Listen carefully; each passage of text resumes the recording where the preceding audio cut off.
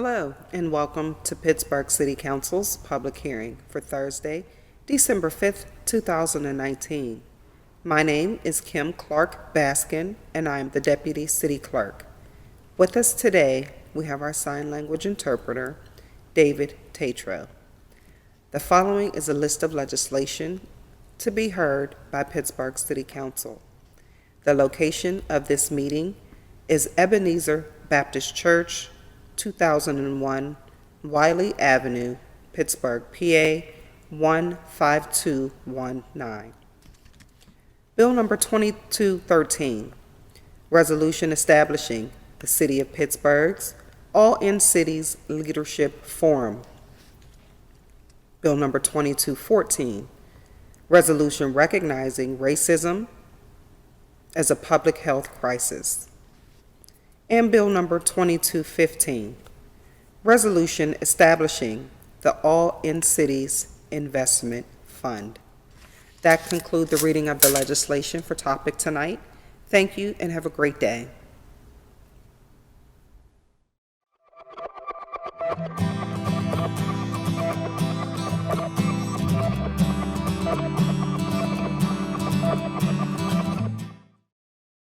Good evening and welcome to Pittsburgh City Council's public hearing for Thursday, December 5th, 2019 on bills 2019, 2213, 2214, and 2215.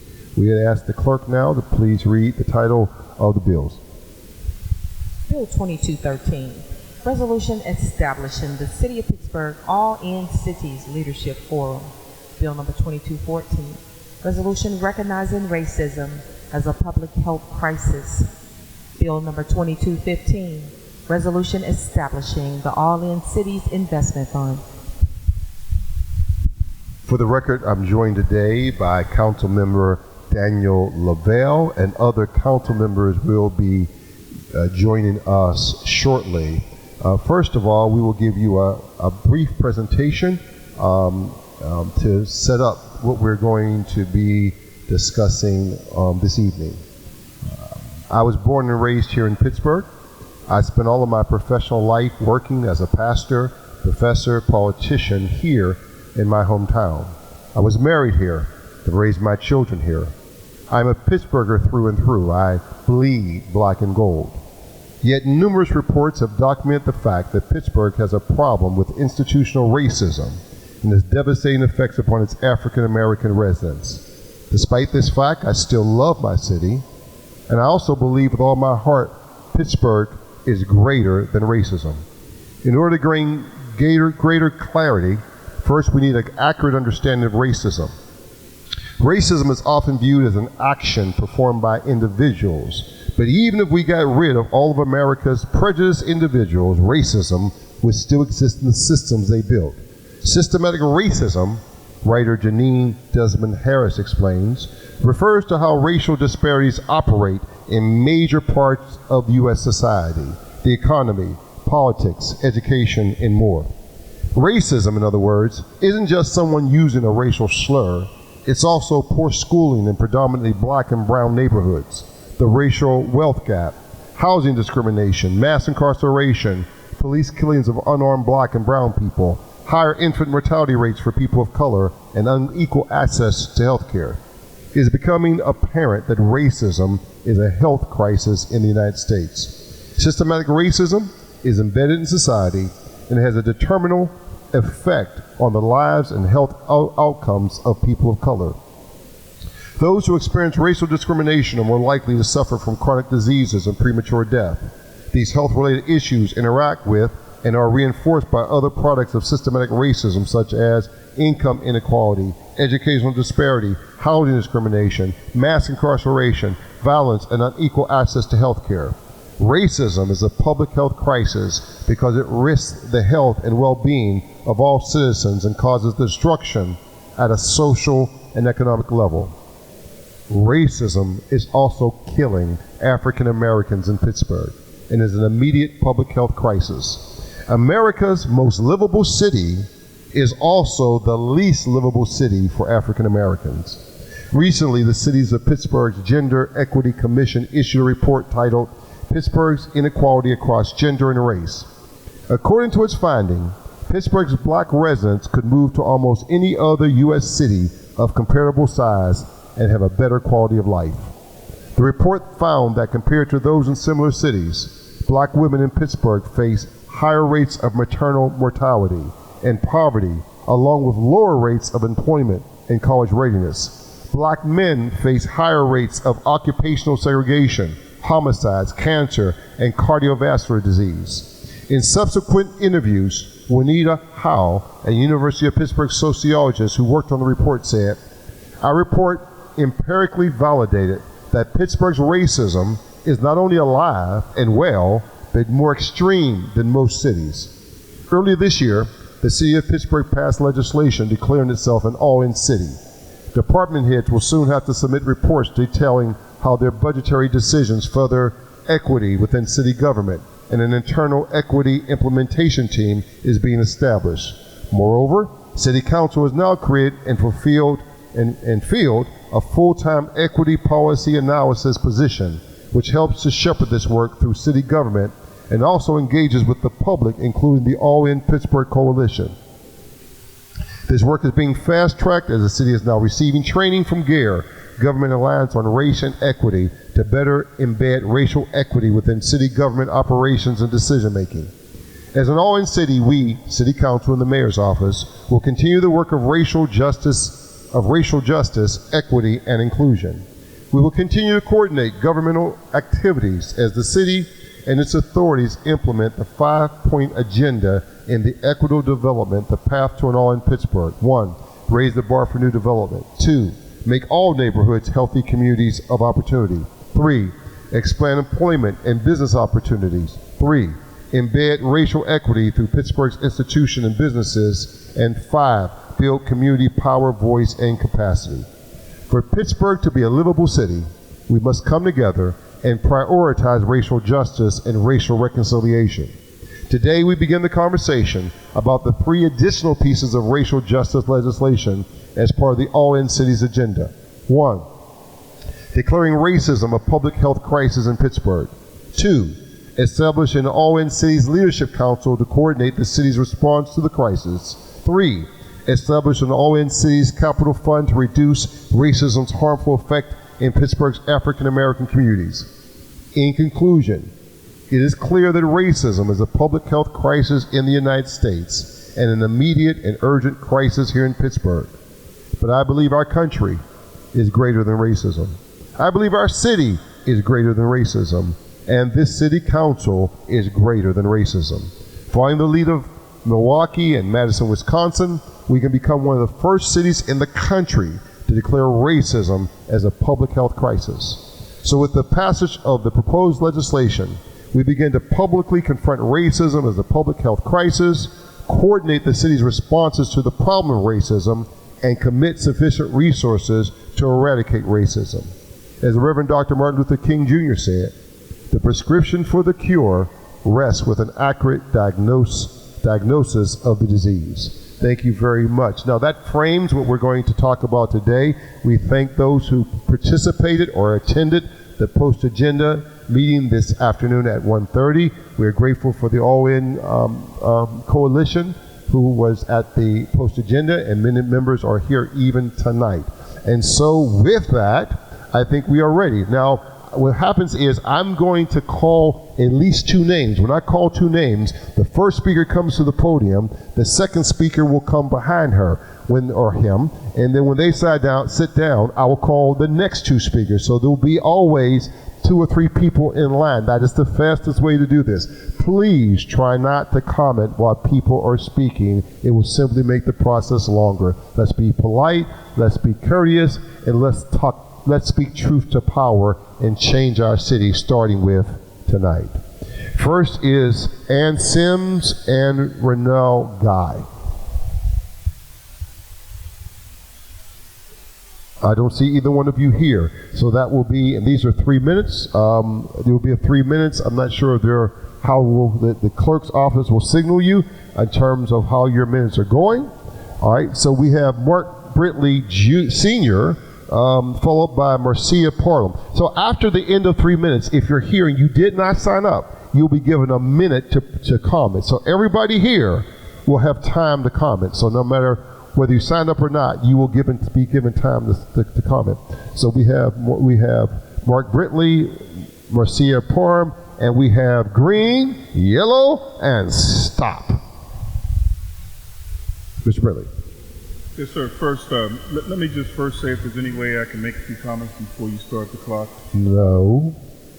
Well, then let me just... Say you have to start with your name and area that you're from. My name is Mark Brentley Sr., former elected member for 16 years of the Pittsburgh School Board, and I live on the north side. Well, let me then say for the record, I am opposed to the process, Councilman. The African American community is hurting, and when we come here to not be able to share our comments and be limited to 3 minutes is insulting. Secondly, as an elected body here, we can talk about racism, but we are actually witnessing it as we speak. No white council member has respected me enough to be here on time, to hear my concerns. No more excuses. We have other community meetings and we had other obligations. It is unacceptable. It is unacceptable. And so it begins to let me know that where are we going with this? Is this just another dog and pony show? I am concerned, Councilman, with the title, this all-in city, frightens the heck out of me. Every time it comes time to address issues of the African American community, there's a big umbrella name. And so all up under the umbrella is the LGBTQ, the people here save the environment, save the world. No, conditions of black people is what it should be focused on. That fund should be the African American Investment Fund. Us, our kids, our children, we can no longer do this. And I get so angry and upset because I've been here, prepared the statement, afraid to read it, because in the middle I'm going to be scolded for going over 3 minutes. Father of 5, 6 grandkids, watched and buried more kids, but when we come to tell you about our pain and our hurt, we got to squeeze it into 3 minutes. I am so disappointed in that, but I will try to share just a couple of minutes. I've made some suggestions, Mr. President, Mr. Members of Council. I've made some suggestions that I hope that you would accept. For the last 8 or 9 months, for the unfortunate reason I had the opportunity of watching a lot of your meetings. Sometimes the racism extends beyond the obvious things. Sometimes it's about, we don't even feel like we're a part. You know, I took, forced and fired by the city. Do you know what difficult it is to raise money just to catch a bus to get downtown? To present my case to you, to come there and sit at a table, and they didn't even show up at the table. Your 3 minutes is up, sir. And then you got to coordinate to try to go back and go through the thing. So some of the suggestions that I'm encouraging council members to do, when I made the comment early on about coming here, I called the city clerk to get the details about it. She said that, I said, well, you're going to send notices out that the community should know about this, is real important. She said, we only send the notice out a couple of days ahead of time, but we only send it to the postal hit. If it is an African American issue, send to all African American social service agencies, even include the Pittsburgh Courier, the only African American newspaper in here. Secondly, I had asked before about the opportunity for us to look at issues, look at issues beyond the big stuff. I mean, what we're doing here is great, but it's going to take a while. There's some small, low-hanging fruit that we can begin to. You can give us your remarks in writing. Disappointed I signed. Thank you very much, Mr. Brentley. Marcella Parham, followed by Kimberly Howard. Is either one of them here? Marcella Parham, followed by Kimberly Howard. Okay, you Kimberly. You were going to give my name, say my name correctly. It is Marcella. Marcella Parham, Kimberly Howard. If you're here, Kimberly, stand behind her. Thank you. Good evening. I'm glad to be here this evening. I'm glad to have this opportunity to speak. Mr. Burgess and LaValle and City Council. And by the grace of God, I found out about this hearing from my mother. Now, my grandmother lived in East Liberty. My mother lives on the north side, and I live on the north side. And I was raised in Pittsburgh. My grandmother, my mother, Hill District, East Liberty, Arlington. And I'm 60 years old, and I've seen Pittsburgh. I've seen how Pittsburgh come down. I see the racism. I see it. I have a daughter who graduated from Perry High School. She is in the military. She's a nurse practitioner, going back to school to be a nurse practitioner. She tells me, Mom, I will never, ever come back to Pittsburgh, and this is her home. And so I found out about this meeting at my mother's house. She going through her mail. She's too sick, so I have to take care of her. And I was going through her mail, and I found this letter.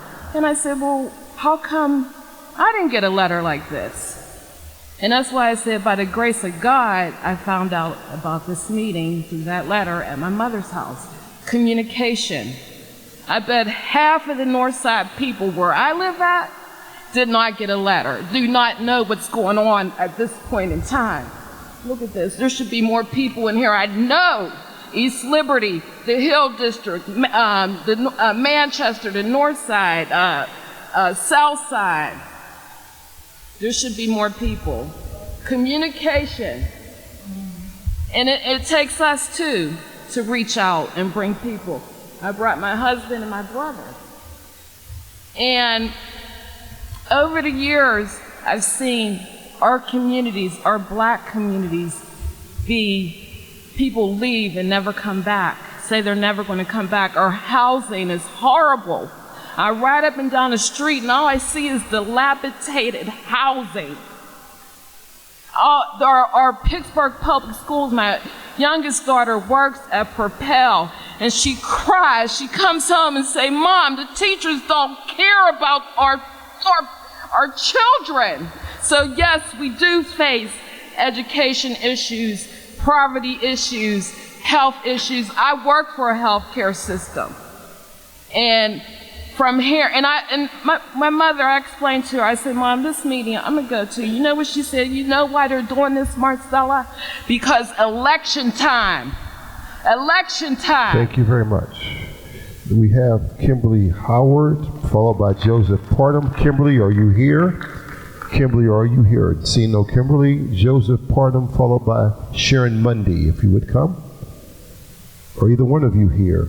We have Joseph Parham, followed by Sharon Mundy. Either one here. If not, we have Reverend Dr. Sharon Higginbotham, followed by Frank Coleman. Reverend, are you here? Frank Coleman, are you here? If not, we have Raisha Date, followed by George Hogan. I know Gigi's here. Are you here, Raisha? If not, George Gigi Hogan, followed by Reverend Michelle Ellison.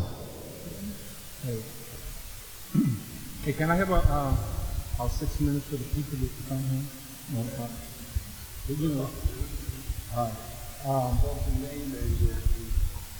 My name is George Hogan, the artist, G.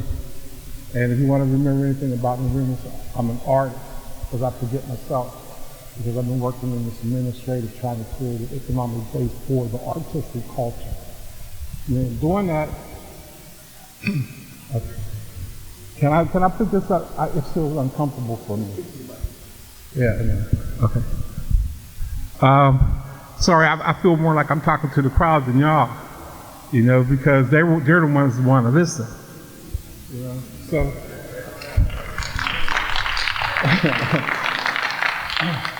So, like I said, I'm George Hogan. I'm an artist, and I'm asking the art to help me remember that, because I've been working as an administrator for the art world for so long, I forget that I'm an artist myself. I'm originally from Homewood, and I chair the Black Arts Festival. And that's what I want to talk about, because racism is all economics. If you don't have the cash, then you're just out. So far in the Black Arts Festival, and I'm talking about Harambe. And when I talk about Harambe, I'm not talking about any particular person. I'm talking about the Harambe Society, because that started back down in the 60s when the Black Arts Festival started up. You see? So what we have to do, racism in this city, from these people, economic development for my community, and we're in the middle of gentrification right now, needs black people to feel as though that their community is important. They got talking about where our community is not important at all to us, and white people trying to move up there big time. We need, and they have us depending on government money to be able to survive, because our economic structure doesn't work. So we know all of that. So Harambe itself, to correct all of that, is creating an economic base for the artistic culture. The people who are under control right now of the Harambe Society is the Eugenia organization, and Eugenia is the third principal in Kwanzaa, and I hope everybody show up. Whereas black people work together collectively and take responsibility for the matter of black lives. That's what we're pairing up this year with Rochelle. So come out for that. So what I'm saying is, we're setting up tables right on the street for economics. Matter of fact, we put the Black Arts Festival in 3 communities. Homewood, Wilkinsburg, So racism is being resolved right now. Thank you very much. Thank you very much, Gigi. Join up. All right, we have Reverend Michelle Ellison. Are you here? Followed by Khalil Brown. All right, I'll get you. I'll get to you. Is Michelle Ellison here? Here you go. Michelle Ellison, Khalid, are you here? All right, if you come and stand behind her, you're next. And then Mr. Coleman, if you'll be after him, okay? In that order. You can start. Start off with your name and remember, 3 minutes goes by very quickly. Start off with your name and neighborhood. Yes, my name is Michelle Ellison, Reverend Michelle Ellison, and I presently live downtown Pittsburgh. I have lived in the Hill District as well as in Homewood. I have experienced racism here in Pittsburgh personally, at the hand of the Pittsburgh Police Department, as well as in the health care systems here. I came to Pittsburgh as a chaplain to serve at Children's Hospital. I also served as an associate minister at Monumental Baptist Church when I arrived. I just want to say very briefly that I had been apprised that when I came into Pittsburgh by the National Council of Churches out of New York, I had been the senior consultant for the Council of Churches of the City of New York, and I was surprised that I was coming into the epicenter of white supremacy organizations. That's what Pittsburgh was known as. And I was apprised by someone who was on the front lines of Topeka versus Kansas that I was needed here in Pittsburgh since I was involved in the civil rights movement for a very long period of time. When I came, I was burying people left and right out of Monumental Baptist Church, and so both old and young, and I was concerned about that, and so I asked our inspector to open up the archives to find out why black people were being buried so quickly out of the city. And he opened up the archives, and Cyril Weck said that they were killing black people here out of the healthcare system. All right, and it came out on the cover of the New Pittsburgh Courier. And so the federal government started to move to monitor things here, and a lot of things were kicked into place here. The rest is history here in Pittsburgh. And so that's one of the racism pieces that we have been fighting against. We're still dealing with maternal health care issues here, and racism within the healthcare system. It's a major machine that was in operation here that we're dealing with. We're also dealing with the police department and profiling that has been taking place. I met with the governor's office a while back as part of BPEP, and it came out in a meeting by the police academy, the state police academy, that they were the curriculum for municipalities of the police department profiles African Americans where the state curriculum did not. And so we were dealing with that as well. Thank you very much. Appreciate it. We are joined by Council Member Teresa Kell Smith and Corey O'Connor. We have Khalil Raheem, followed by Frank Coleman. Yes, good evening. Thank you all, fellow members of Pittsburgh City Council. I have something I'd like to refer to, but first of all, going through formalities, my name is Khalil Raheem. I live 1326 Sheffield Street. I'm from the community of the North Side in the neighborhood of Manchester. That being said, I want to thank you for suggesting and proposing the above titled series of legislation, specifically bills 2019, 2213, 2214, and 2215, respectively. At this particular juncture in the history of Pittsburgh, especially as it relates to race relations and the status of black people here within our city, racism is indeed a public health crisis, but we must be clear in our fundamental analysis of social ills so as to prescribe the correct or most appropriate solutions. The crisis is not racism in general, but the racism which is empowered through the phenomenon known as white supremacy. If we misdiagnose the basis of our crisis, we will invariably come up with inappropriate solutions.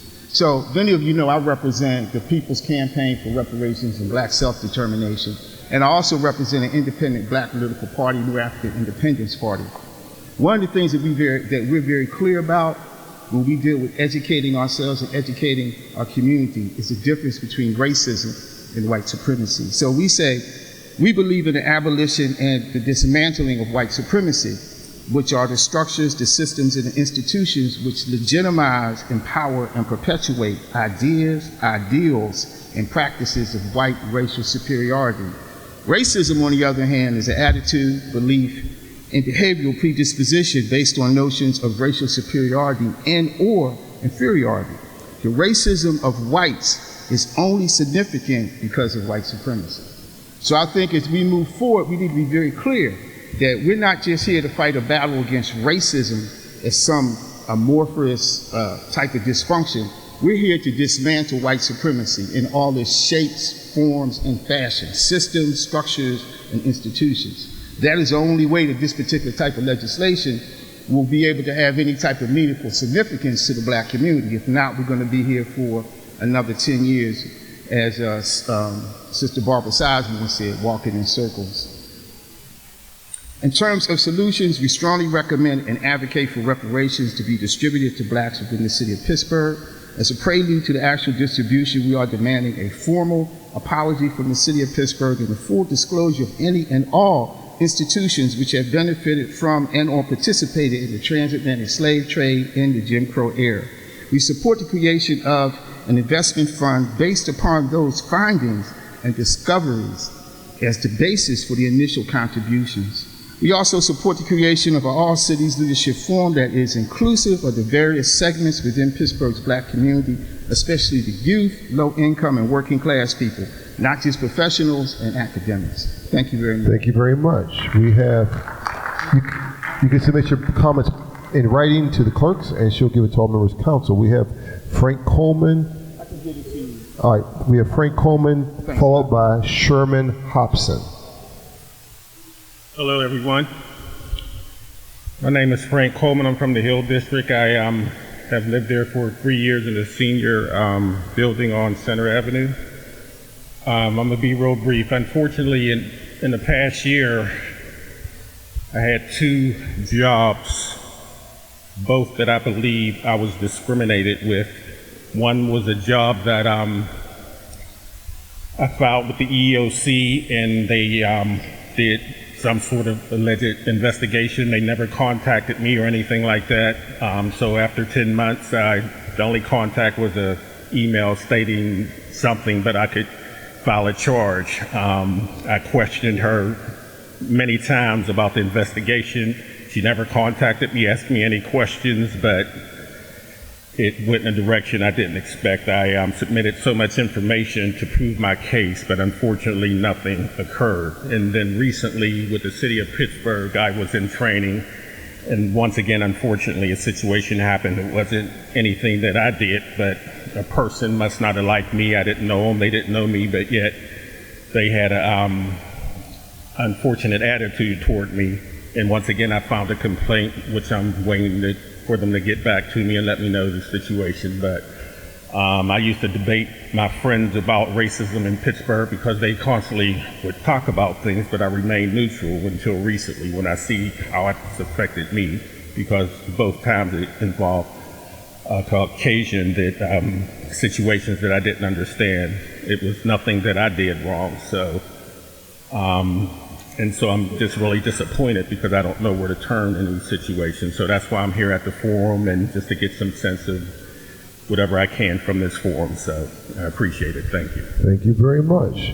Is Sherman Hopson here? Sherman Hopson, are you here? Sherman All right. Sherman Hopson, followed by Talee Thompson. Sherman Hopson, followed by Talee Thompson.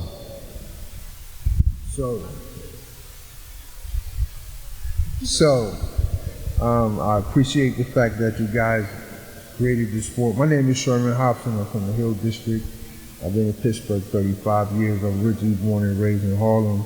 And as far as the racism goes, I was raised with people who were like really into the community. So the only thing about this situation with us is that we don't have a community. We don't have a community because the community consists of the elders, the youth, and then the babies, right? So at this point in time, that all we have is the elders, and the babies have to leap this hurdle over the youth because they've taken the youth away.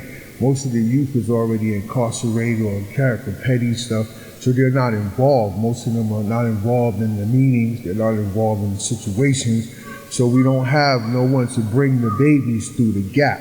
So most of the situations that are created for the next generation, but how can the next generation know what to do with it if they can't reach the elders to give them the wisdom to show them what to do with it?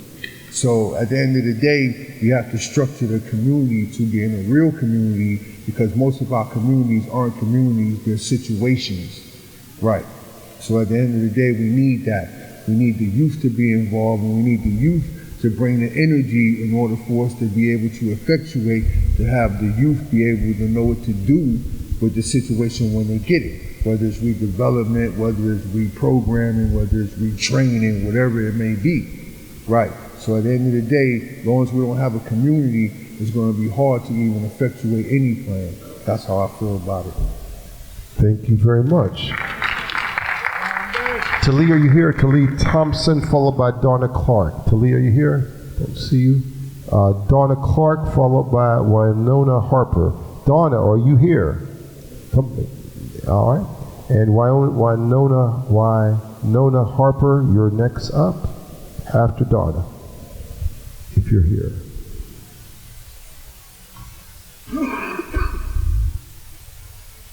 Winona Harper, you should be also walking to getting in line. I just want to start off by saying good evening. My name is Donna Clark. I lived in Pittsburgh all my life. I'm currently residing in Regent Square. I'm here to talk about the discrimination that goes on in corporations. I was discriminated while working in one of the major corporations, and it was racial. And I did try to, so I did file a complaint, and the EEOC did hear my complaint, but nothing was never done about it. And there was a guy that worked in the EEOC that did tell me I did have a complaint. I just need to find a good lawyer to represent me to go against these companies. And I did find a lawyer, and he threw me underneath the carpet. The company brought him out.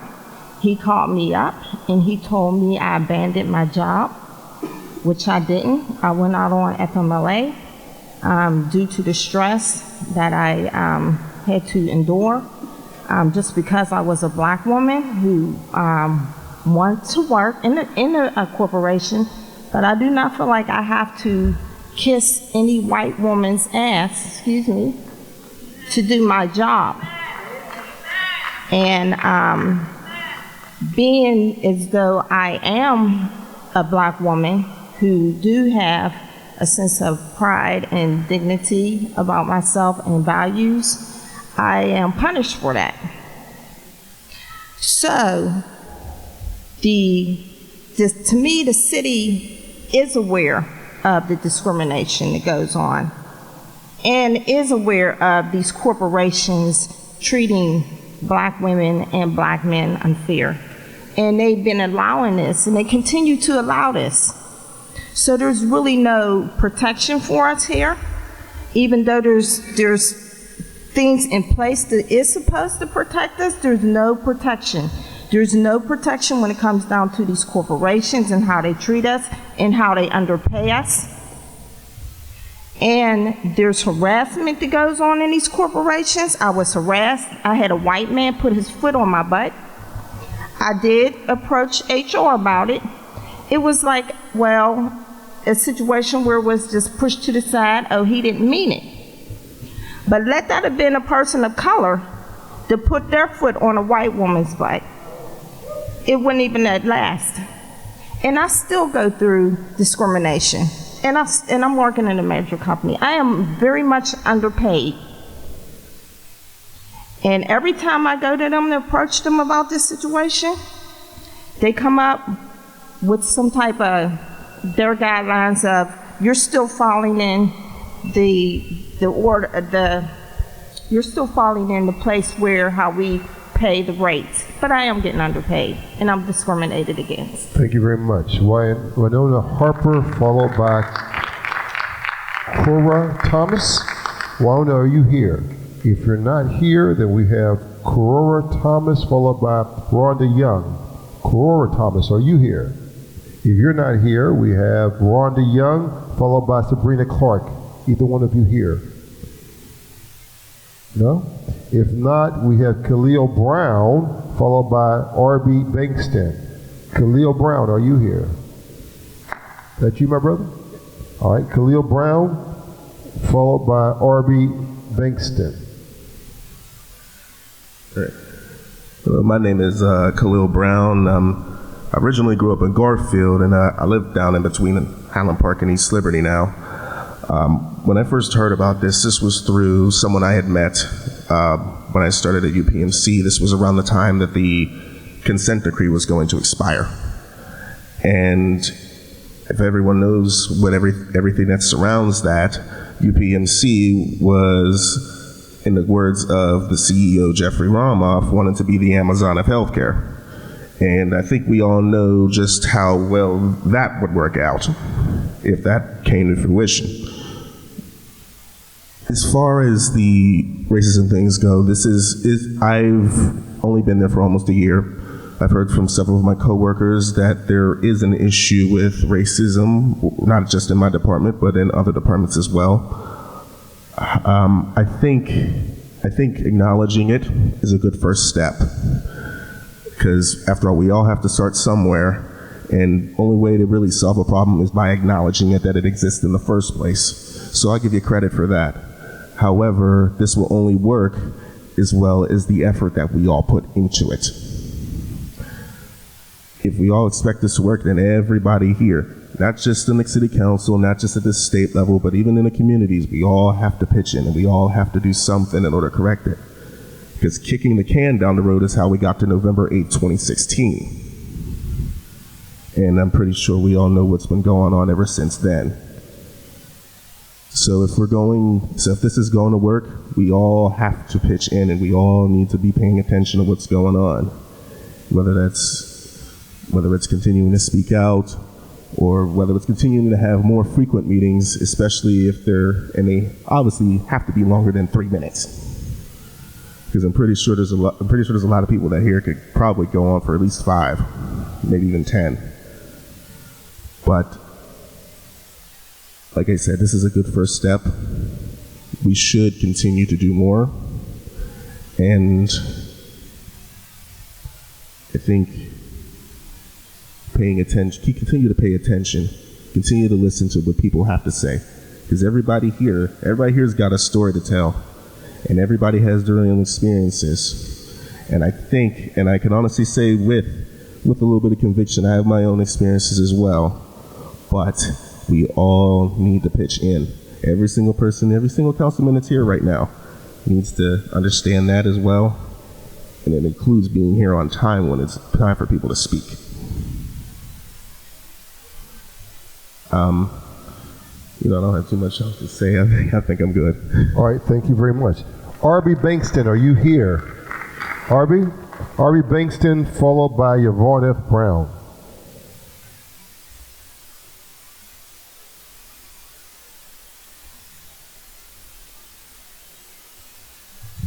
Okay, Harvey Pinkston, resident of the Hill, long term. Went through the post-agenda meeting this afternoon. Heard a lot of things. What I didn't hear was solutions. And I didn't hear how we're going to measure success. There's a lot of discussion about why. There's no discussion about what we're going to do to correct it. So as city council, you guys need to facilitate us moving forward. And there is evidence of racism throughout the city. So if you go up in Squirrel Hill right now, streets are clean, everything. You go on Webster Avenue, Blessing, going over the hill, it's like there's another trash dump that's never been cleaned. There's things on the hill that can be done to make the hill part of the city. That needs to be addressed. We have issues that need to be addressed internally, but they don't need to be compounded by the inaction of the city in regards to just keeping the place looking like it's part of the city and not an isolated part of the city. I've experienced racism on 3 different continents: Asia and Africa and America. The one thing I will tell you is that racism exists all over the world. It's cultural racism, it's systemic racism, and it's institutional racism. The problem that we have here is that in 1865 we have the 13th, 14th, and 15th Amendments, but then afterwards no one wanted to enforce them. We had the Jim Crow laws and several iterations of the Civil Rights Act. The problem, as the gentleman before me alluded to, is that there's a lot of talk and there's no action. So what I would like to see is that council employ the diversity, what do they call them, the diversity, whatever, I can't remember. I read the report, 97 pages. We can't wait till September 2020 for them to tell us what we should do. We need to have root cause analysis on what the corrections are. They need to be measurable. They need to be clear so everybody can understand them moving forward. We need meetings, not quarterly. We need meetings every 30 days, even if you don't do anything, but just have an agenda and say what the status is, so the people can see that there is progress and that it isn't forgotten. The other thing is that causal factors. So causal factors are not being discussed in terms of education taken back to schools, because education is the root of racism. Thank you very much. We have now Yvonne F. Brown, followed by Shad Henderson. Yvonne F. Brown, followed by Shad Henderson.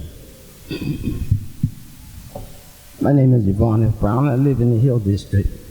I want to start off by saying that I am an advocate for children, youth, families, hospital workers, state workers, the elderly, because the council that we have today is a lot lacking with them. First, I wanted to say that I must say this though.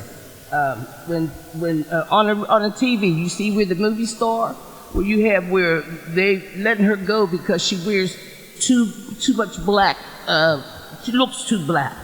But did you know here in the city of Pittsburgh that the newspaper women had to sign a contract that they wouldn't do authentic stuff? Do you know that when you talk about the youth, I can remember my niece living up in Perry Hill top. She said, Aunt Yvonne, they stop the white boys. They got they drop it on the ground and they take it with them. And you go to the juvenile court, there's all black kids in there. Okay, when O'Connor lived, and it may still be now, in Squirrel Hill, if them children did anything, there was a person that they would go to, and if they could pay restitution, they did not go to court. Now, I was listening to KDKA. Mangino was hollering one time, yeah, you criminals up there on the hill. And you know what I was thinking? They're catching the criminals on the hill, but you got criminals. You have created criminals that will never be held accountable because they never go to court if they got the money to pay. We don't have the money like that. And another thing, when I go to city council, someone that needs to come down, you need to. When I told the president, because he hollered at me like I was a dog, and I said, oh, shut up. He put me out. There was a city worker sitting there, and she said, I couldn't believe. He puts me out like I'm nothing. I'm fighting for Jens, and I'm getting tired because I can't speak.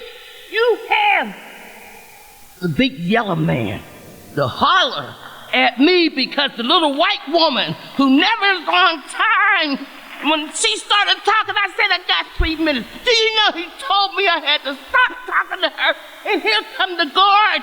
I'm intimidated. They put me out because she makes $68,000 a year. This is what did me. 68 won't come to the meeting. We had a meeting about the bus. He did not come. None of them came. Only the president, he said, I love it. He'll love it. I said, you can't speak for me. I live in Katy, we're Irish. We can't get down to the hospital. We must take 2 buses. But yet and still, the mayor can sit out papers. That thick paper costs a lot of money. Thank you very much, Shad Henderson, followed by Celeste Brown. Celeste Scott. Sorry, wrong name. Celeste M. Scott. We have Shad Henderson, followed by Celeste Scott. So, hello, my name is Shad Henderson. I work for an organization called Neighborhood Allies. We work in the city and also in Wilkinsburg and Millville. First, I want to say the legislation that was passed, I think, is a huge first. It was a great step to embed equity within city government. I think it sends a strong signal to the business sector, philanthropy, UPMC, that the city is real, that they're committed to embedding racial equity within city government operations. We have a long way to go. I know that, but I think it's a huge first step. And also this work, we're on a huge journey. It's going to take a lot of resources. It's going to take a lot of partnerships, a lot of collaboration, and particularly for the organizations that are on the front line doing community organizing, working 8 days a week. We need residents to be a part of it, and it takes a lot of effort, a lot of resources, and Neighborhood Allies is ready to work with City Council, our residents, to really advance racial equity within the city. And also, this is a regional effort. There's a lot of poverty in Penn Hills, Wilkinsburg, McKeesport, things like that. And again, the city it's a great first start. It's a building block where we could talk about like criminal justice reform, transportation issues, things like that. So I just want to say that we have a long way to go, but this is a huge first start, and we look forward to working with you. Thank you. Celeste, are you here? Celeste Scott, are you here? If you're not here, we have Charlotte Mabel Vincent, followed by BJ Sampson. Are you here, Charlotte? All right, if you'll come, followed by B.J. Sampson.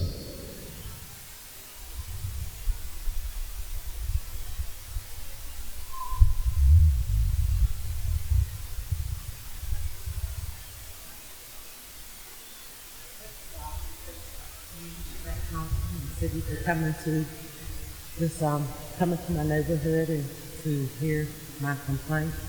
I don't stand before you speaking on something that I lived through or something that happened previously. I come before you this evening telling you that for whatever reason, mental health is real. And until we address that, it's not going, that's a big part of our problem because for one reason or another, we're all one incident or one situation away from going over the edge. And I say that to say that I have a daughter who suffers from mental illness, and she was in the hospital, and she missed her court date, and they weren't notified. I had Allegheny County Sheriff's Department come to my house and ask me, was she there? And I said, no, she's not. And so I took them to her house, let them in, look around, and they went in her house and they looked around, she wasn't there. They arrested me, put me in shackles and handcuffs, and took me downtown and told me I was under arrest because I was a criminal. Now he did this coming to my house with 8 to 10 sheriffs in my neighborhood, in my home, standing there in front of my babies, telling them I was going to jail. And I say that to say, once he found out, and I took him to her house and let him in, and once he found out that she wasn't there, he had no need to arrest me. So I heard one of the sheriffs say to him, well, what are we going to do with her? He said she's going to be arrested, she's going to jail like all the other criminals, and I was in shackles. And all of this is on record now. They threw the charges out, they dismissed the charges, however, they remain on my record. And see, my thing is, I haven't even explored the possibility of putting this on the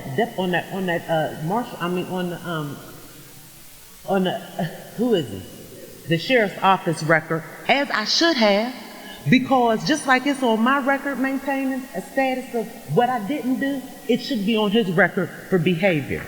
But my problem is they continue to come into our neighborhood and belittle us and degrade us. And he did this in front of my kids. My babies, he told me CYS would come get them. I had to go downtown and stay downtown and lock up until the next day when they arraigned me and didn't have anything to hold me on. But it was still held for trial and still on my record. And I say this because the crisis is real. Mental health is real. We have to address the things that are plaguing our community. And mental health plagues our community, and racism plagues our community. And I yield back my time, and thank you for hearing. Thank you very much. We have B.J. Sampson, followed by Sherelle Belcher. B.J. followed by Sherelle Belcher. If you're here, please get in line. Okay, my name is B.J. Sampson. I reside at 5516 Rippey Place, Pittsburgh, PA, 15206. I am a homeowner. And in support of my neighbors in the 5500 block, we're still requesting that our street be paved. We've been there 10 years and we're still without no results. Congratulations, Ricky Burgess, on your election. We're still waiting for a response. I am a committee woman for the 11th Ward, 4th District. I was requested to make that statement so I can go back to my neighborhood tonight. The major purpose of my comments tonight reflect the legislation drawn from the Gender and Race Commission report. I am going on record. I would like a copy of the commission report. Not the legislation, I want a copy of the report. I made that known to the mayor, and it's my understanding a copy is being sent to my home. From where I stand, African American citizens in Pittsburgh continue to be given a Band-Aid approach to a radical situation. When the mayor ran for office, I gave witness at Westinghouse High School about the lack of African Americans on construction sites. I said at that time, Mr. Mayor, that when I left my home, going to work, I passed no less than 5 construction sites with no one with the characteristics that looked like me, my brother, my father. Keep that thought. On Monday of this week, I listened to a recent housing report study that was given and presented to the Pittsburgh Human Relations Commission, which indicated a 1-bedroom apartment across from Target in East Liberty renting for $1,700 a month. As well, I am a member of a female Greek organization that was invited to Central Catholic all-girls section to speak to their black student body. When speaking to the principal, I decided to ask the elephant question in the room. Are there any black staff? Her response was, we had one. She left. It's not about having one person on staff. I then continued to address these young black girls, and I said to them, because it's what makes me who I am. When I was raised, I was raised having all black teachers, a black principal, a black mayor, a black state representative, and I shared this with these black young ladies. Their eyes were appalled. They could not believe it. I'm 71 years old. That was 50-some years ago. What's wrong, Pittsburgh? Thank you very much. I have only one other comment to make. In the news tonight, Starbucks had stated that they had closed the gap, the gender and racism gap in terms of hiring. Maybe this commission or this legislation can take a lesson from them. Thank you very much. We have Sherelle Belcher. If you're here, Sherelle Belcher, not seeing her, we have London Bird, followed by James Orange. London, are you here? Thank you very much. London Bird, followed by James Orange, if you're here.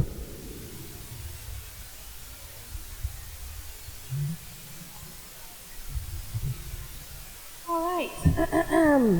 Hello, everyone. Good evening. My name is London Bird, like the city. I resided back in the day, back in Homewood in the Wilkinsburg area. I currently reside in the North Side. Okay. Again, my name is London Bird, and I'm a 24-year-old woman of color. The effects of racism can currently and do affect a person's mental state in many damaging ways. I've experienced it myself, and I'm currently experiencing it, to be quite honest. A person's mental state in many damaging ways. If someone is constantly dealing with blatant racism and conscious race biases, no matter where they go to work, at home, if you're going to the grocery store, no matter where you're at, you're experiencing racial biases and racism, unfortunately. This can really dismantle an individual's mental capacity. In today's society, there's such a profound public concern towards mental health for all races and genders. With that being said, is mental health a concern for our legislators here in Pittsburgh? Will we address and handle the elephant in the room of our city? Racism is an ongoing issue and affects a vast amount of individuals here in Pittsburgh, again, myself included. As a Pittsburgh-born and raised woman of color, I would love to see a positive change in our city and a fair chance for all minorities to succeed and flourish without any racial bias, and to put a serious focus on the effects that racism in our city has done to our mental health. In addition to that, and I'm a freestyle, in addition to that, personally, with the woman I was here earlier, I have recently been fired from a corporate job as of Friday, November the 29th, with racial profiling behind it. I had indicated and I documented everything. I have contacted the EEOC. I have also contacted a lawyer. I am a 24-year-old woman of color. Again, I just want to be successful. I want to make my mom proud. I just want to work. I'm not lazy. I work hard. For me to lose my job based on my skin color, or that I'm not like everyone else who was white in my department, is wrong. And I will be fighting for justice for myself and for others. Thank you for your time and good evening. James Orange, are you here? James Orange, are you here? If not, Charlotte Mabel Vincent, are you here? Ms. Vincent, are you here? If not, we have Kimberly Peterson, followed by Tabitha Williams. Kimberly Peterson, are you here? Followed by Tabitha Williams. Followed by Alethea Sims.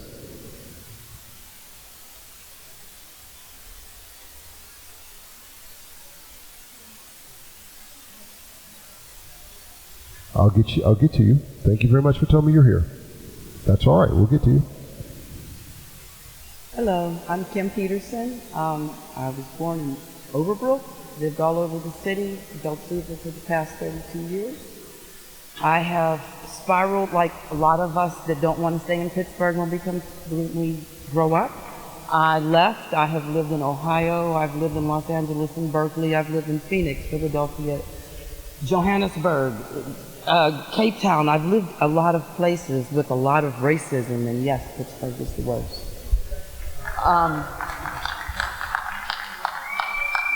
When I'm in Philadelphia, when I'm in Atlanta, when I'm in DC, when I'm in Phoenix, Arizona, when I'm in Denver, Colorado, it's okay to be black. When I go to the doctor there, they listen to me. 2 years ago, not even 2 years ago, I went to UPMC. I'm an educated person. I quit medical school. I went to the hospital and told them I was having hives, a simple case of hives. Please do not give me prednisone. Please do not give me whatever my list of allergies was. I was told by the doctor that I don't know what I'm allergic to, and a little shot of prednisone won't hurt. The next thing I knew, I was having convulsions. I asked him to make it stop. He says, we'll give you a shot of Epi. Are you allergic to that? And it was like, I've never had it. The next thing, the question was, do we have permission to intubate you? The next thing I knew, it was the next day, and I was waking up in intensive care. I and my PCP have both requested my medical records, and we've been told we don't need them. That the only thing that happened was I had an allergic reaction. I've experienced racism here at the hands of Pittsburgh police and our favorite Jeffrey Manning. I have experienced racism at Chatham University, the microaggressions, much things. What really hurts is that we live in a city of many, many other races besides people that are white between 25 and 35. And yes, when you go and you look at a road crew, you don't see anybody that's not a white male between 25 and 35. You see the foreman come out, the 65-year-old with the beer gut. He comes out and he points at people. You sit there in traffic, you see this all. My questions come to the UPMC, first of all. When was the last time UPMC hired a black anesthesiologist? When was the last time they accepted one into their residency program? It doesn't happen. Plenty of foreigners, which I teach ESL. I don't have a problem with anybody from anywhere. But why are people coming to the United States? And again, we are not America. There's North America, South America, and Central America. People come to the United States and they're accepted above us. And then they want to show us that they detest us as much as the ones that have put us in that position. I raised 5 children alone. Morehouse, Cheney, and a couple others. Thank you very much. We have Thank you. Tabitha Williams, followed by Alicia Sims, and then Ann Sims. Talisha, followed by Alicia Sims, then Ann Sims. Good evening, everybody. My name is Tabitha Williams. Think of me as a reflection of what truly goes on in the world when it comes to racism on all levels. When I think of gentrification, I think of structural racism that does not benefit anybody but the upper class. You get a lot of displaced people, property values going up, higher taxes, which force people out of their homes or property. There needs to be a lot of things in place, but they can only be in place by the people that are on the authoritative level to do so. And since people on the authoritative level to do the things that are right don't do them because they are biased for many reasons, and that goes right back to racism, but overall greed, which is just another form of sin. A lot of people want to get paid, but unfortunately not everybody wants to earn their paycheck. They laugh it off, they go home, they get in their bed, and business as usual. Well, you know what? When that great day comes, it's not going to be business as usual. So, for the displaced and the mistreated people that aren't earning all those great paychecks, that aren't living in a bed of luxury, that are trying to obey the Creator and wait to the end, they're the one that's going to reap the best. Because the agency that they have in place for you to go to is nothing but a shame. Because the people that sit in the seats are biased, and all they're looking for is money. Everything is engineered by greed. So I'm the reflection of truth. Thank you for your time. Thank you very much. Alethea Sims, followed by Ann Sims.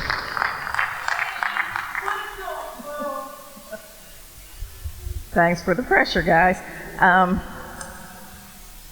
My name, Alethea Sims, President of the Coalition of Organized Residents of East Liberty, a lifelong resident of the 9th Council District.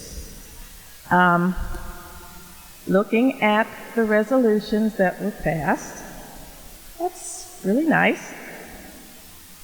But my question is, did it really take a report for anyone that sits at that council table to realize that racism exists in Pittsburgh?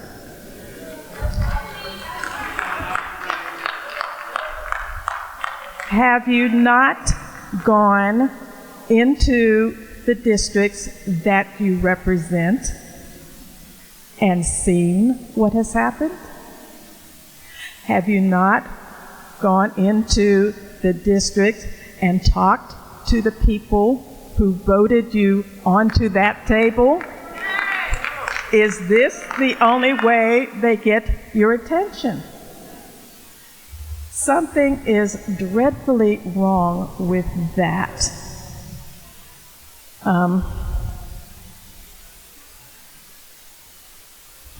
There have been many things happening. If anybody had told me that I was going to be so involved in housing, in politics, I would have laughed.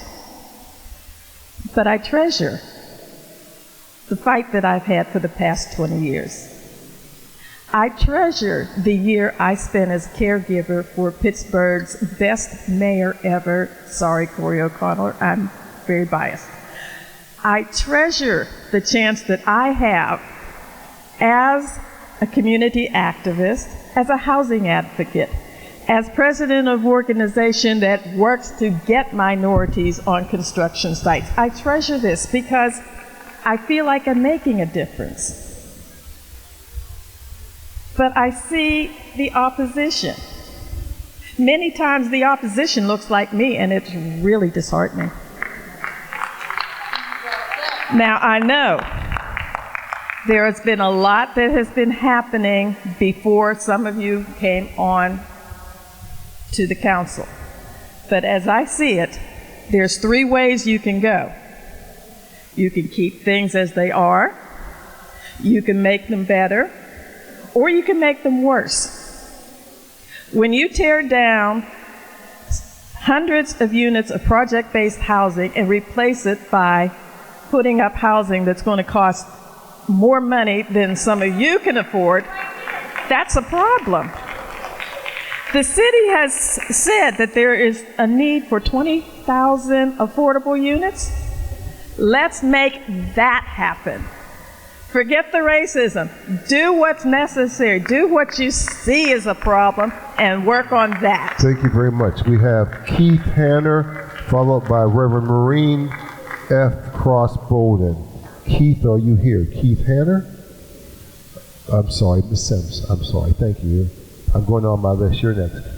Ann Sims, followed by Keith Hanner. If you're here, Mr. Hanner, come on and get in line.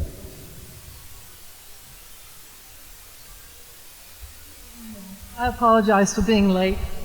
I was sitting with a friend whose daughter died of an overdose several days ago. 4 months ago, I sat with her when she buried her granddaughter who died of an overdose. They don't live in the Hill District, but I do. I've lived here since 1968. In 1993, I bought a property at 2160 Wiley Avenue, which is just 2 blocks down the street. I'm here to talk about addiction and what has surrounded me since I've been on Wiley Avenue, but intensely in the last few months. The police started running the addicts who were hanging out around the Black Beauty up to Perry Street, across from where I live, the Tim's Bar. And so I started asking around. The addicts told me, well, the police told us to come up here, we'd be okay. And I experienced that over and over again. Sitting on my front stoop. This is the property at 2158 Wiley Avenue. The addicts have been hanging out there all the time. This is on the other side of me at 2162 Wiley Avenue. I sat on my stoop and I watched this man overdose. I watched his girlfriend beg for help, and then I watched the paramedics come and save him and take him away. I've watched that over and over and over again for months and months, sitting on my stoop.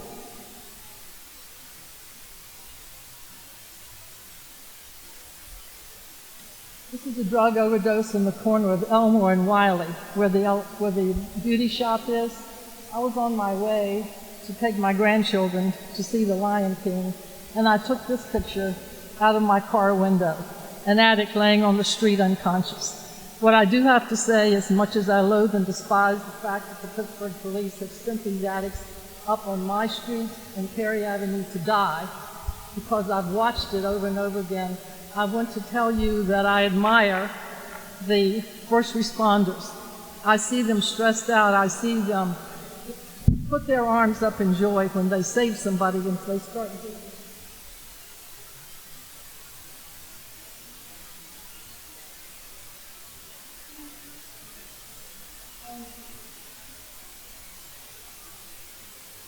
I'm not too modern, I'm old, I'm still using posters.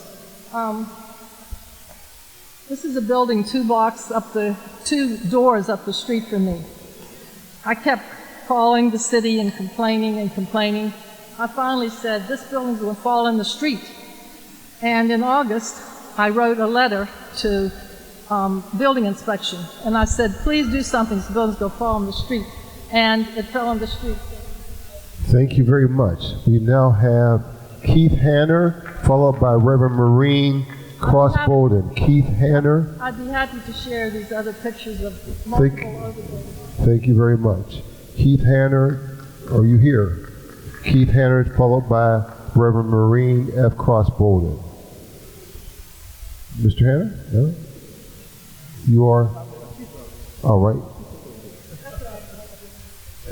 Okay. I don't see Reverend Bolden here. Samantha Block, followed by Karen Gilliam. Samantha, are you here? Samantha Block, hello, followed by Karen Gilliam. Can you hear me? Okay. Good evening. My name is Samantha Black. I am the Community Arts Programmer for the Hill District, the Resource Navigator for Forward Cities, the CEO of SILA PGH, and an advocate for Black artists and cultural workers. It is with great sincerity and equal disappointment that I am here to address the upcoming legislation proposed by members of our local government. Though myself and my peers agree with the overarching sentiment that racism is a public health crisis, the process by which I find myself here before you sharing brief and summarized commentary that does not authentically hinder your plans concerns me. This process, neglectful of equity, has stampeded through our peripheral and offered little to no room for opposition, which directly contradicts the nature of our democratic society. However, being aware of your plan to continue, with which we directly oppose but have no power to refute, I would like to offer you, and whomever will be taking the lead, several considerations for this legislation. This legislation must include a reference to art and culture in locations where racism lands and impacts Pittsburghers. The Hill District has made tremendous contributions to the arts legacy of Pittsburgh, and yet issues impacted by racism has taken the lives of artists prematurely and has caused artists to leave and has prevented our culture from being shared in our schools, among other incidents we've not had time to catalog. The solutions agreed upon by the communities affected need to be funded by the identified systems or people which or who have contributed to the causes of inequity within our region. The solutions need to be organized by the communities and people affected, meaning grassroots organizations and organizers regardless of capacity. And if capacity is needed, the organizations receive support to build themselves. The arts and culture pieces are given as important a pedestal as the other identified focuses within these initiatives. Lastly, solutions must be tied to reparations to Pittsburgh's Black residents. I ask these in the hopes that you recognize the importance and catalytic nature of culture upon the socioeconomic status of Black people. I am also hopeful in your collective recognition of our repetitious mistakes within the region and aim to break a cycle perpetuated by our inequitable systems. Thank you. Is Karen Gilliam here? Karen, are you here? Karen Gilliam, followed by Tamara Clark. Tamara, yes.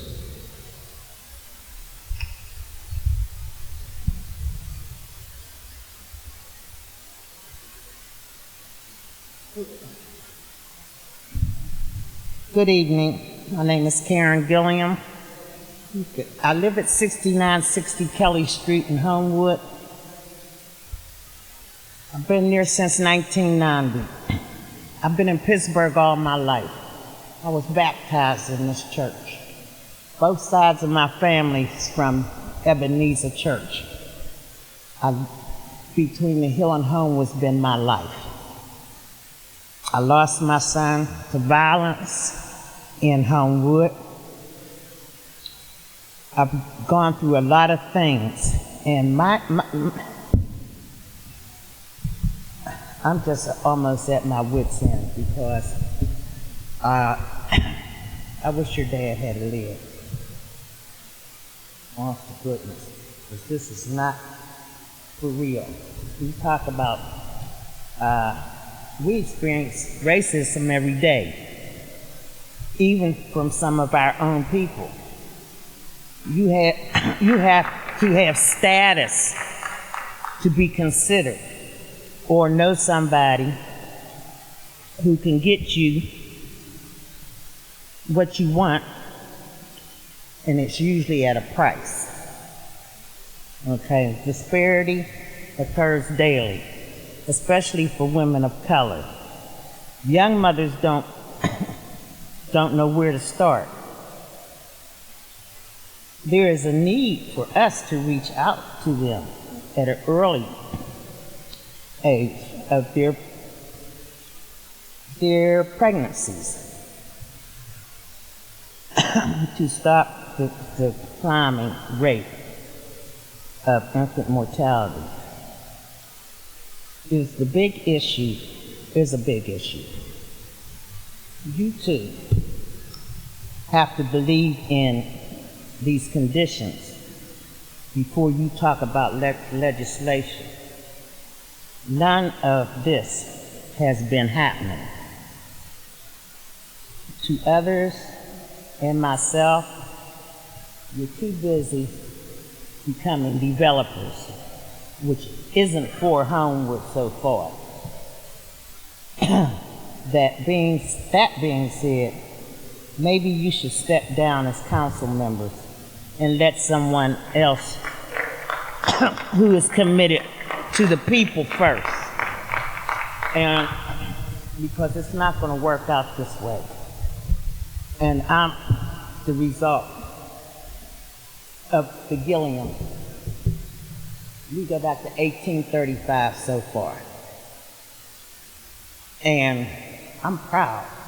I was taught to be proud, to be a black woman and an intelligent black woman.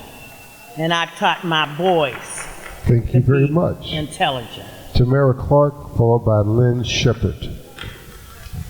Tamara Clark, followed by Lynn Shepard. My name is Tamara Clark. My grandmother lived right across the street on De Villiers, where the house is tore down now. So I've lived in the community. I'm familiar with Pittsburgh. I worked at UPMC as a young lady. I was discriminated against for speaking up, which I will always do as a black woman. I will continue. I had an African American lawyer who put me under the bus, sold me out. I am a mother, a sister, a daughter. I have a disabled daughter with severe cerebral palsy.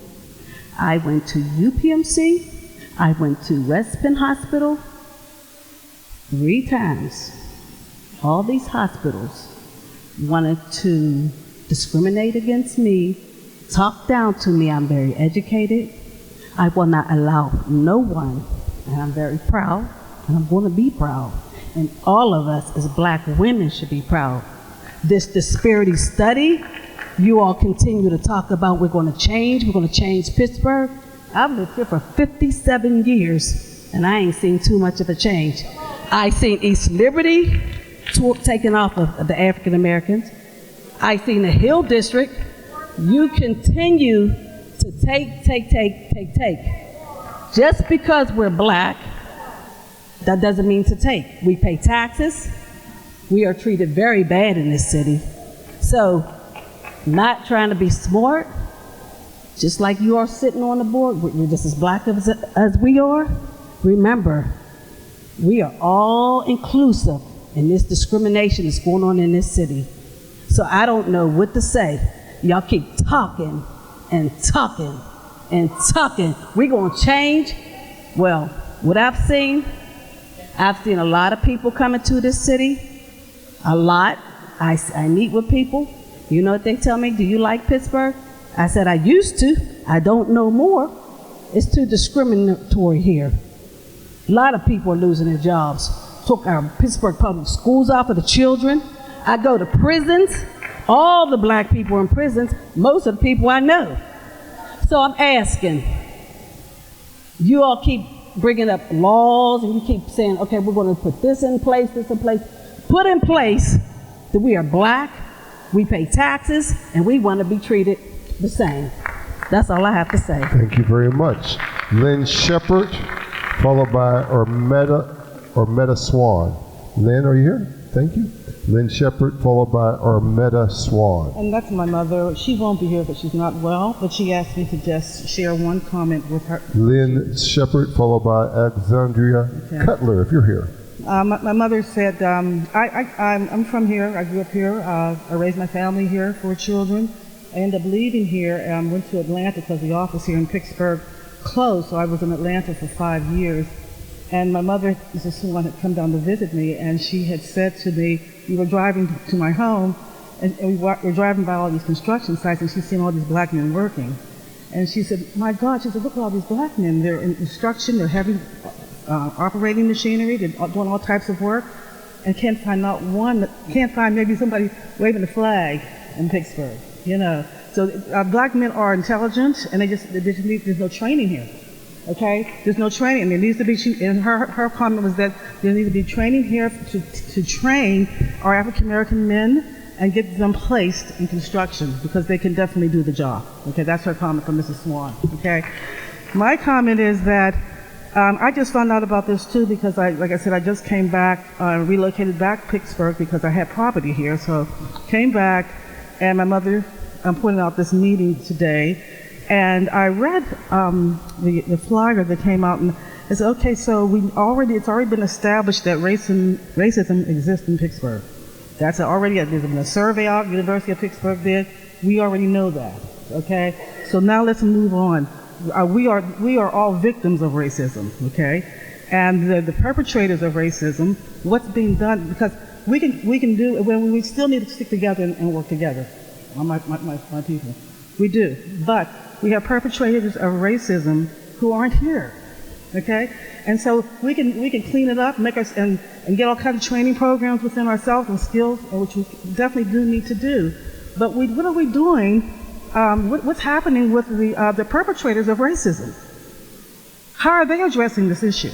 Okay, because our kids we get them cleaned up. They can still go out here and get shot for no reason at all. They can go into hospitals and just about get killed in hospitals. And every aspect of life is what they're pointing out. Every aspect of life. So what you're hearing is just the symptoms. You're hearing the symptoms of racism. Okay, because that's what you're hearing from us. Okay, so we need to know, and I would like to know, what is, as far as racism is concerned in this city, what is being done by, is there legislation being passed for people who are committing racial crimes in the city?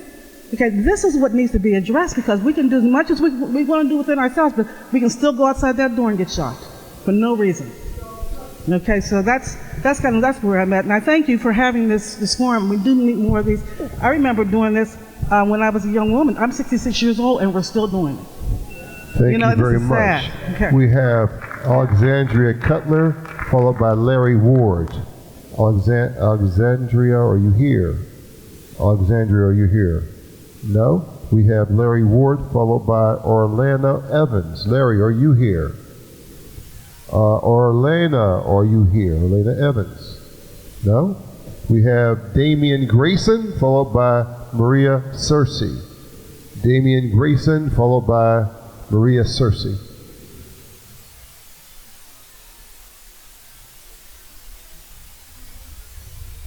Are either one of you here?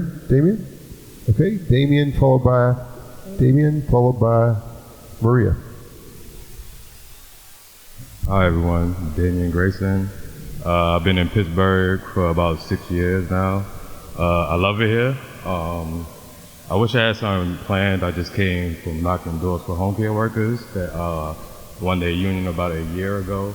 And they got a raise, but the company's not telling them about their raise, you know.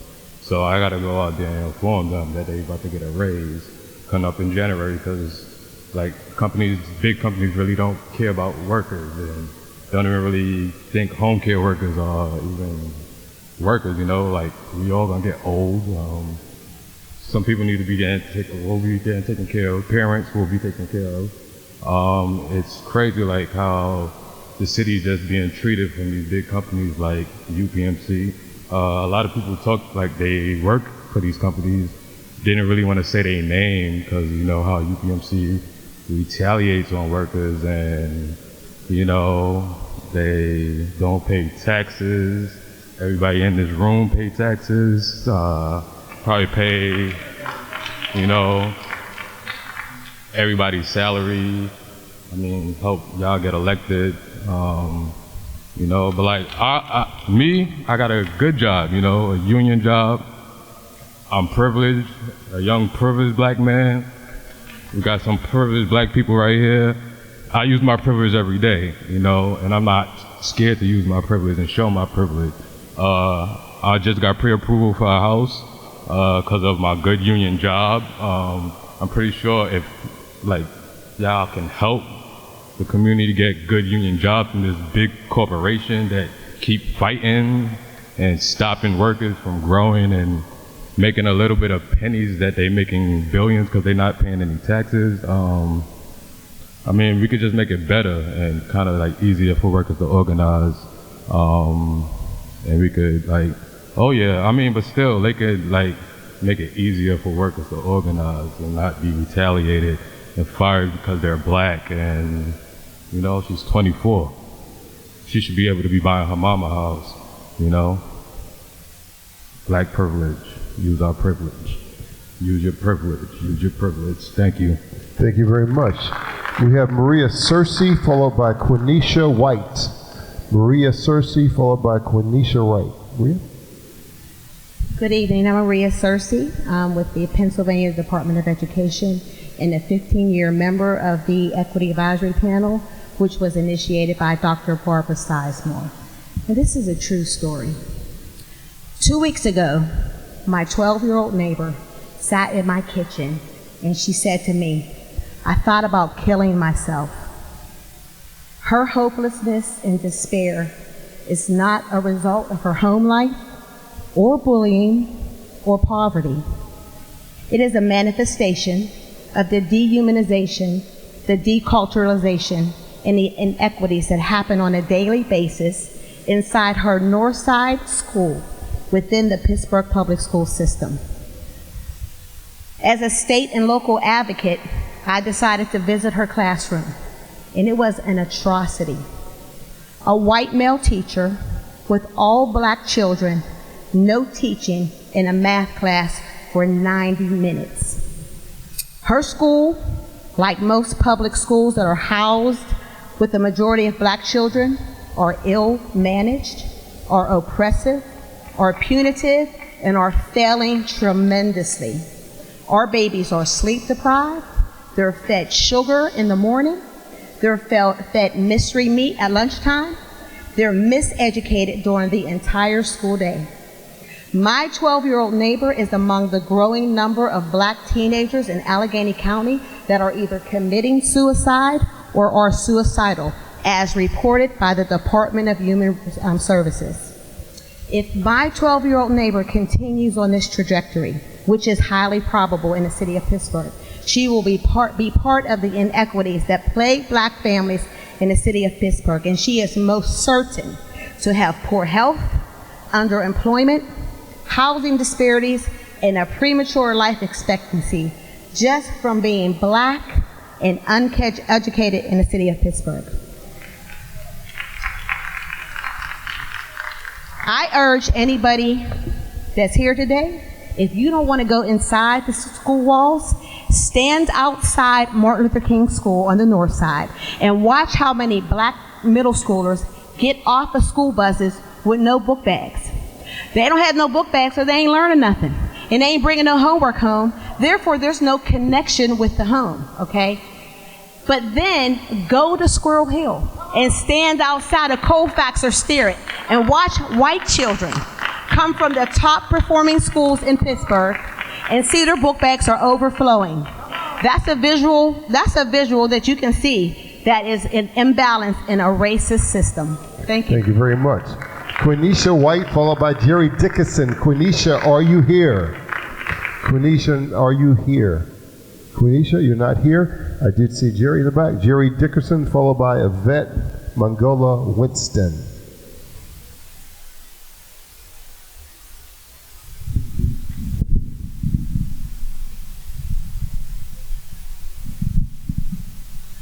Good evening. My name is Jerry Dickinson. I'm a law professor at the University of Pittsburgh, and I'm also a candidate for the U.S. House of Representatives in the 18th Congressional District here in the city of Pittsburgh. I have a few things to say. I am a hometown boy. I came out of the foster care system back in the 1980s. I grew up in a foster home with 10 other children.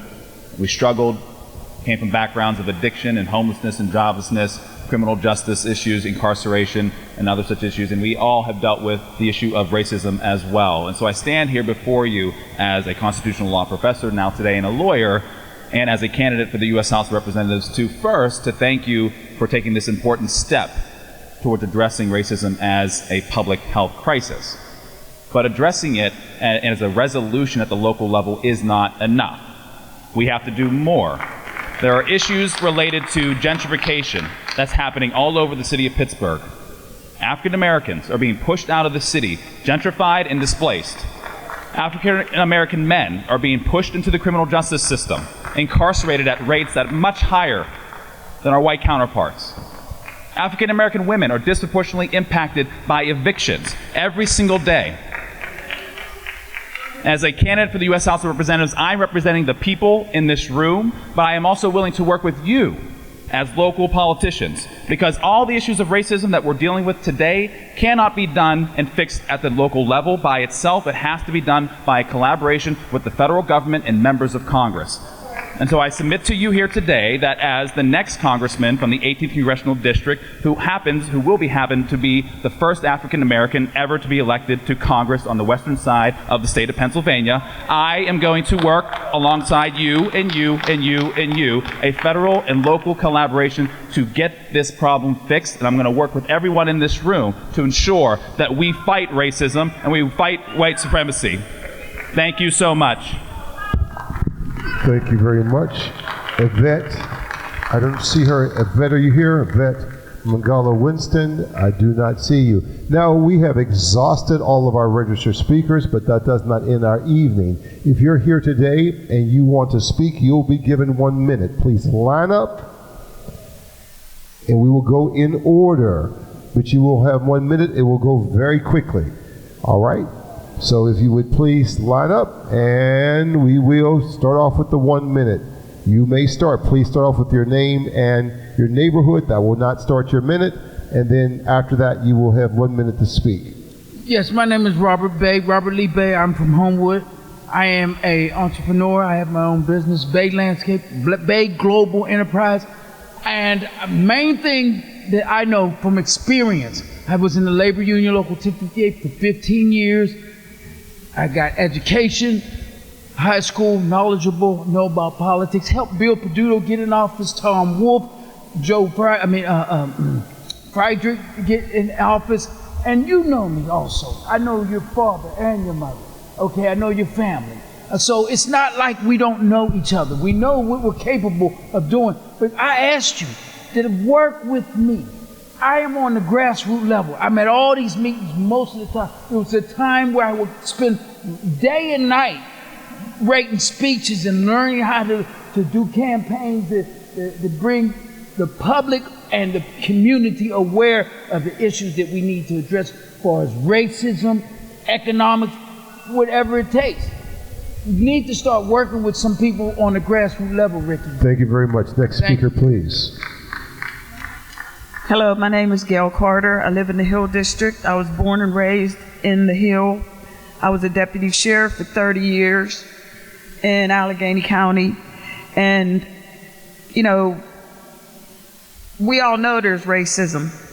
And having a referendum or whatever, you know, you look in the paper and you see the city of police getting sworn in, all white.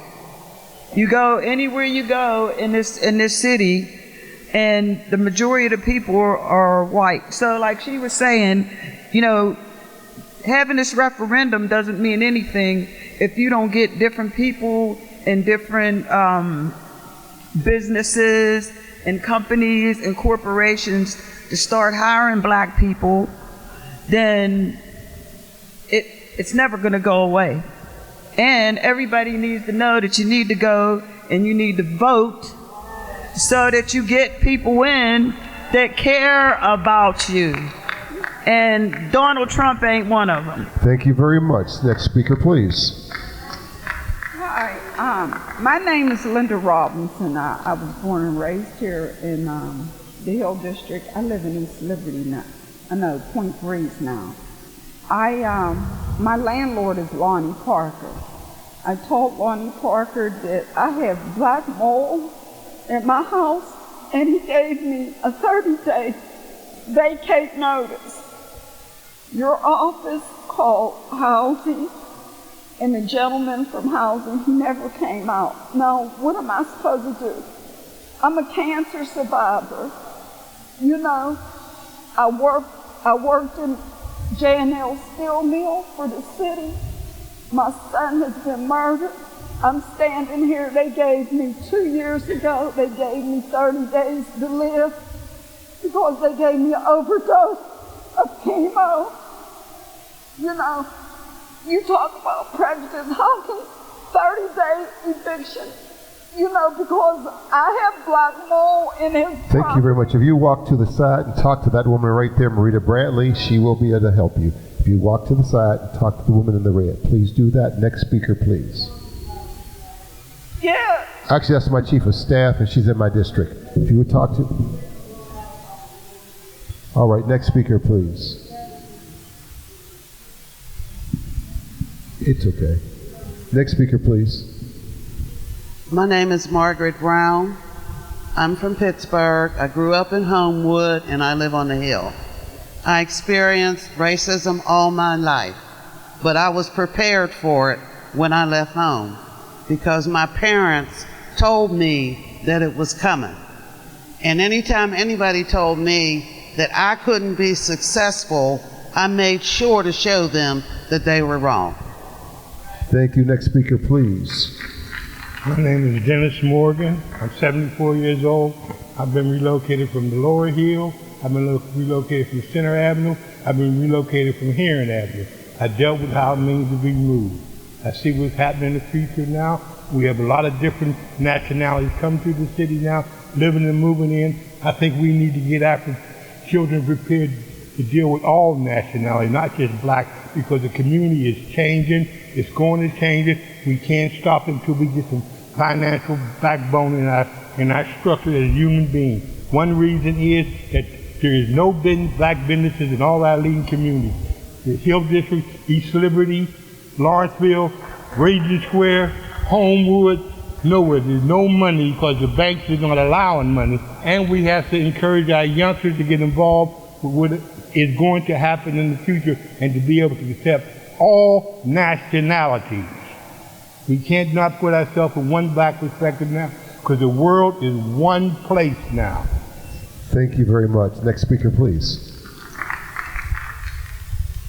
Yes, my name is Clarence Montgomery, and I did not find out about this gathering until 5 o'clock on the news. I down here to assist a friend. She has a structure that the individuals put KKK markings on her garage door and on the side of her structure. The individual next door to her, they did the same thing to his vehicle. Now, this was all because they constructed, also demolished, a structure adjacent to hers without a proper City of Pittsburgh building permit. Now, we have not a copy, we have the original. Now, I know this. I met his father years ago, Homeless Brown, Judge Brown, other back, K. Williams. I see him every day. I've tried to assist any and everybody that I meet, but it has to change. My great-great-great-aunt, she is the first black person to open up a bank, not in the city, but in the United States. Thank you very much. Next speaker. Thank you. Thank you very much. Next speaker, please. My name is Yusuf Ali. I live on the East End. Congratulations. This is a move forward. We are, first of all, as American descendants of slavery. Wait, hold. Please let me have my minute. Because we talked about the problem. We all know racism exists. We need to talk about the solution. And for me personally, the solution is reparations. Reparations means repair. Okay? It also means that there is a debt that is owed. So that when we look at this city, we know that certain areas in this city have been divested for long periods of time. Okay? And that those situations, that's one situation that in Pittsburgh needs to be done. But those communities need to be repaired. And then Martin Luther King said this. He said it was easy to integrate a restaurant, but it's but this is going to cost you. This is going to cost something. All right. So remember that it's going to cost something, and that's what you guys will have to deal with. Right. It's going to cost. Thank you very much. Next speaker, please. Good evening, everybody, and thank everybody for coming out. I am Ola Feme, and I am rooted in this community physically and spiritually. And I believe that we should do for ourselves before we ask others to do for us. Children, mandatory school age for children is 8 years. You know how much science and civics and math and literature you can put into your children and set them in orbit?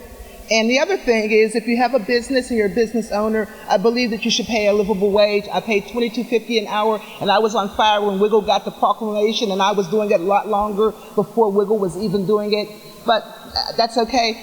And the other thing is, if you own property, you make your property as best as you can, and have your property as clean as you can, and that way you'll be able to move the ark a little closer instead of asking and begging, because they have the resources, but they don't have the will. But I know the people in this room have the will, and some of us have the resources. So those that have the resources, use them to bring an effectual change. Next speaker, please. Hello, I'm Iska Akwe, and I have a few questions and a statement. Did you take an oath with the Constitution? You don't have to say yes, you can nod your head or not no. Did you take an oath with the Constitution?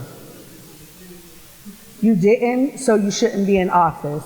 Then you took an oath to support Article 1, Section 2, Clause 3, which states Indian not taxed.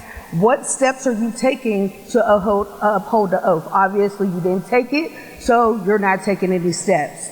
The term black is a social political construct and has no standing in law. We are Aboriginal Americans. We are here to show you that we're in your community, and you need, excuse me? Oh, yep, there you go. Indian not taxed.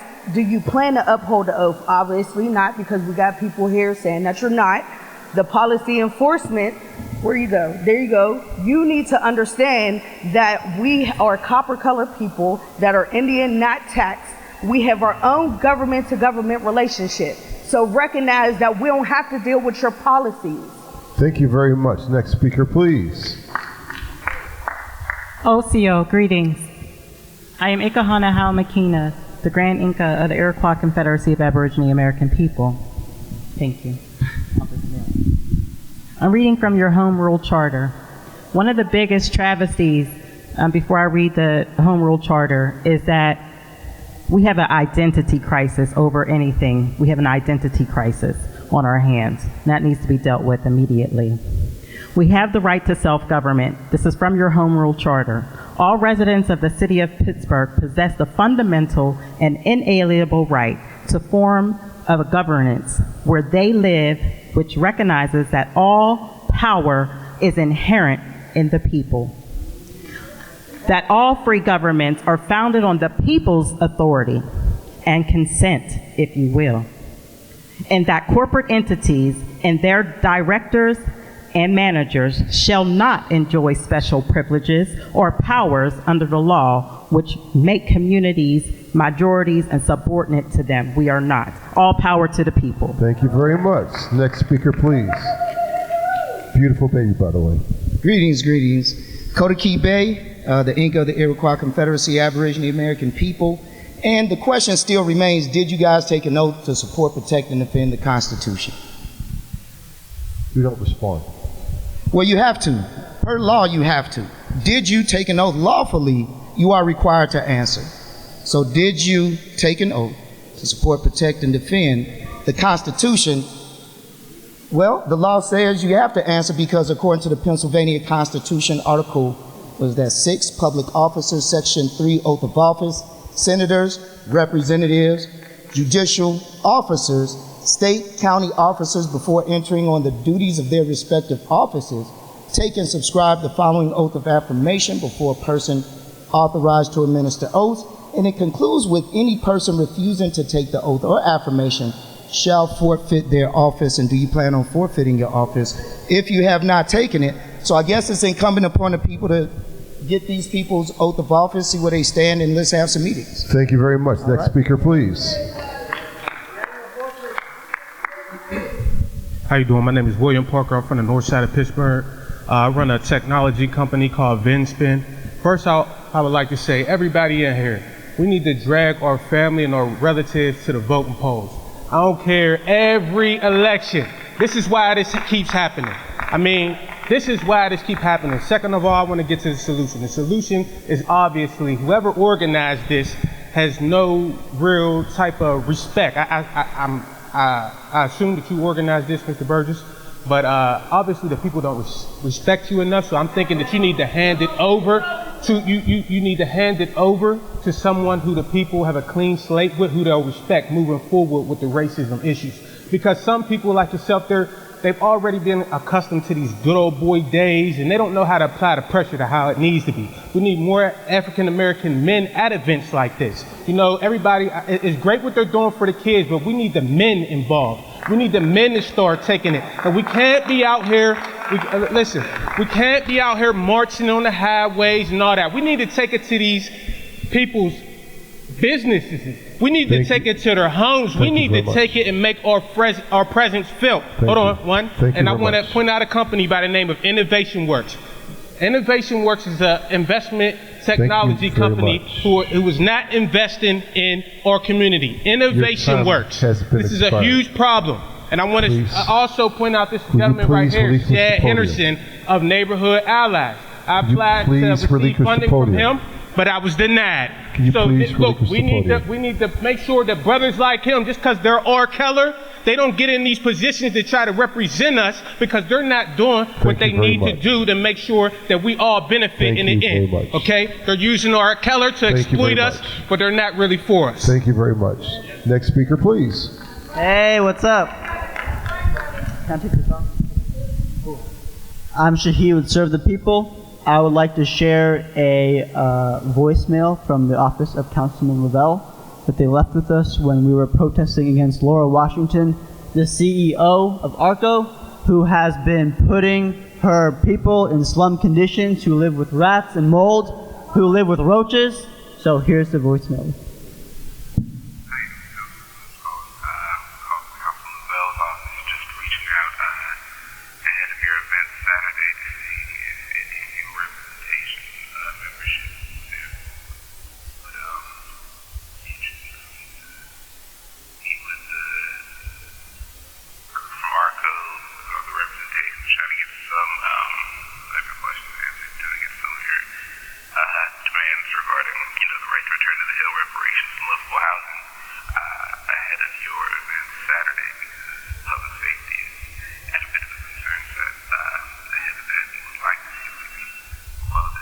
Thank you very much.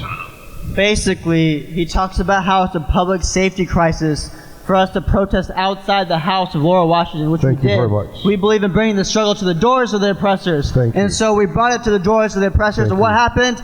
Councilman LaValle called it a public safety crisis. Why is it a public safety crisis when there's mold in the houses of people? Why is it a public safety crisis when babies have to live in houses with roaches on their stoves? That's the public safety crisis. Thank you very So much. LaValle, what's the public safety crisis? Is it protesting outside of these people's houses? Or is the public safety crisis being inside of these places with mold, with roaches, with rats? Is that the public safety crisis? Thank you very much. And Burgess, is it a crisis when you're displacing women from Larmer, when you're tied with the money of Keith B. Keys and Larmer and across Homewood and across the area? Is that also a crisis too? Thank you very much. Is it a crisis when you're displacing single mothers? Is that a crisis? Yeah, why aren't you responding? You can't even look at me, huh? You're that scared? Please relinquish You're the a podium. coward. You can't even face what you've done. You've displaced women. Please, next speaker, please. You've displaced women and you've displaced communities, and you're responsible for gentrification. You're tied for the money with gentrification.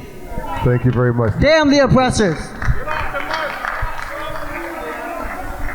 Good evening. My name is Kathleen Kennedy Sly. I'm a resident and born and raised in Pittsburgh. Grew up in Swissvale. I live in the 13th Ward. Let's be respectful. I own, well, almost own my home in about 4 more years, but I lived on Sickle Street. I think that's the 13th Ward up there. I have 2 years of records writing down, trying to get our streets paved up there. I have a city tree on my property that has grown into my fence line. The 311, I don't know how many of you all call the 311, but I have got no help from 311. I have pages and pages of times that I called. You know what they said? Go to a council meeting. Maybe your council men can help you get that tree down. I have a dead tree on my property that is owned. They verified it's a city tree, and I have a recording on my phone that the guy says, well, if you're going to put a new fence line in, why don't you move it in? So they're asking me to take away from my property, from a city tree that you guys own, and it's not a healthy tree. They won't cut it down. So I'm at a council meeting because they suggested that maybe you can help me. Thank you very much. Give your name and information to the woman in the red, please. Yes, my name is Miss Smith. To the woman right there in the red. And I'm a resident of the Hill District. I've been for all of my life. And I'd like to know, why is it that all of a sudden, for one to afford affordable housing, your income has to be 3 times your rent? That is my only question. Why, all of a sudden, do I have to have an income 3 times my rent? I can't understand it for public housing. Thank you very much. Next speaker, please. Hello, everyone. My name is Michelle McMillan. I'm the newly moved-in resident of the Hill. I am very glad to be here, and I've been fighting with y'all on the Hill all my life. I come to talk about ARCO. I just got this here temporary amendment that I had no conversation with, had no dealings with. I cannot be in the same room with Donna Allen. I refuse to go back to ARCO. I wouldn't live in their properties for free rent, let alone any rent. So I don't know what kind of conversation they having, Mr. LaValle, but I'm not signing this. And I have to take it back in order for my new landlord to get paid. They say in order for them to get paid, I have to sign this. Well, I'm sorry. I ain't stupid. I'm the president of the tenant council, and I'm going to tell all my residents, do not sign this. Thank you very much. Thank you very much. Next speaker, please. Next speaker, please. Yes, my name is Carmen Brown. I'm from East Liberty area, and I just wanted to elaborate a little bit on you, Burgess. I have zero respect for you, just to make sure. And let's make sure that you know you only got 40%. 60% don't want you in our community, okay? And let's talk about the housing issues. Let's talk about the young ladies that you put out or that you allowed to be put out on Larmer, okay? Keith Keys put these women out. They didn't owe rent, okay? And I know one that she didn't. You said that she owed rent. You told some people that she owed rent. She did not owe rent. She got put out because she was being an advocate. She was trying to fight for her community. She was trying to be a tenant council, and Keith Keys put her out, okay? We went to court, we tried to fight, we tried to plead and said, look, Keith, let her stay in there because she has a child that has cancer, and y'all still put her out. She came to you. I remember she came to you. Remember when we came at Paulson and we crashed it up there when you tried to use Paulson as a political stunt? Yeah, that was us that did that. We stopped you, okay? You know, you thought, you can sit up there smugged all you want, but we ain't done with you, Ricky. We ain't done with you, Tricky Ricky, okay? Next speaker, please. My name is Pauletta James, and I'm from Oak Hill. And racism is alive and well up there in Oak Hill. We need help up there. They do illegal things. They're towing cars on city streets. They don't want our family and friends coming to visit. They have a rule which says if you're going away from your home for 6 weeks, that you're not allowed to go no more. You have to stay home after that. You know, we need help up there in Oak Hill. Thank you very much. Next speaker, please. Well, I'm not here to speak to these bald-headed demons. I'm here to speak to the rest of you. Pittsburgh is a city of slumlords. Slumlords are the public safety crisis in Pittsburgh. Now, I remember you, Ricky Burgess. I remember you when you went to Lincoln Leamington. I saw you standing next to your buddy, the mayor. He was wearing an All Lives Matter shirt. What do you all think of that? That's a joke. I can't believe it, but yes, I can. Now, let me tell you something about slumlords in Pittsburgh. ARCO, one of the biggest slumlords in Allegheny County, they've been putting people to live in undignified conditions. You got holes in the floor, rats, mice, and mold. I want to hear about what you're doing about this situation, Ricky Burgess, because I think that you're creating it. You are the architect of misery in Pittsburgh. What qualification do you have to talk to people about solving the problem of race, the problem of public health crisis in Pittsburgh? I am disgusted by you. People of Pittsburgh have no respect for you. You are nothing to us. Thank you very much. Next speaker, please. Next speaker, please.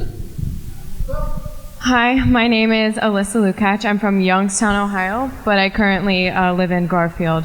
I'm here today to talk about white supremacy from the side of a white person. So I look out in this community and I feel so inspired by all of you. Someone trying to put on their jacket and someone gives them a hand and puts it on from behind them. That is a community. And the problem with white supremacy is that we don't have communities as white people. We have some, but they're not as strong and they're siloed. Bring together, you as a city council can advertise to both sides of the communities, make after school programs where kids of all colors, genders come together. White supremacy comes from a mindset where you think that you're the only one. You think that you're the only person doing this. Do we see gun violence from young black people in their communities and their schools? The gun violence is not the same as it is coming from white people. It's not the same. It's white on white a lot of the times. Bring these communities together. These individuals have a strong community. They are strong with themselves, with their families, with their elders. I don't know who my elders are. I don't have a sense of community. There is no orientation for me except the Catholic Church, and what good is that doing? Bring more after-school programs and communities for people of color and white people. Bring them all together. One race, one humanity. Thank you very much. Next speaker, please.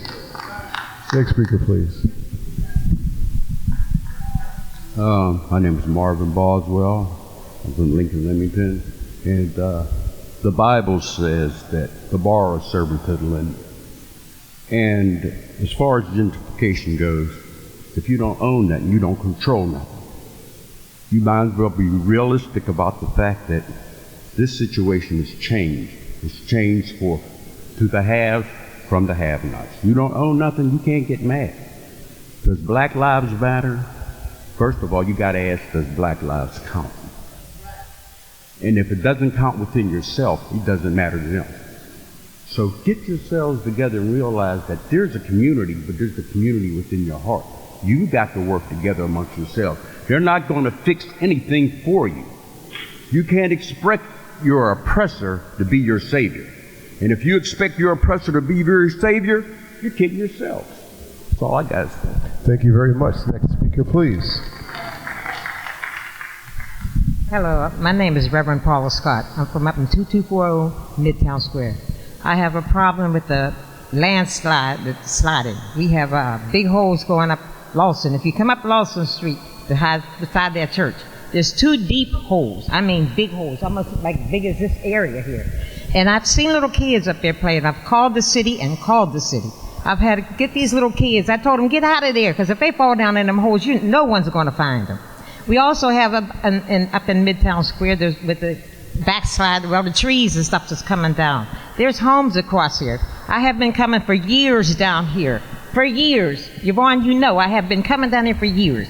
I am a homeowner, so I don't feel like that we should be mistreated. Our streets don't get clean.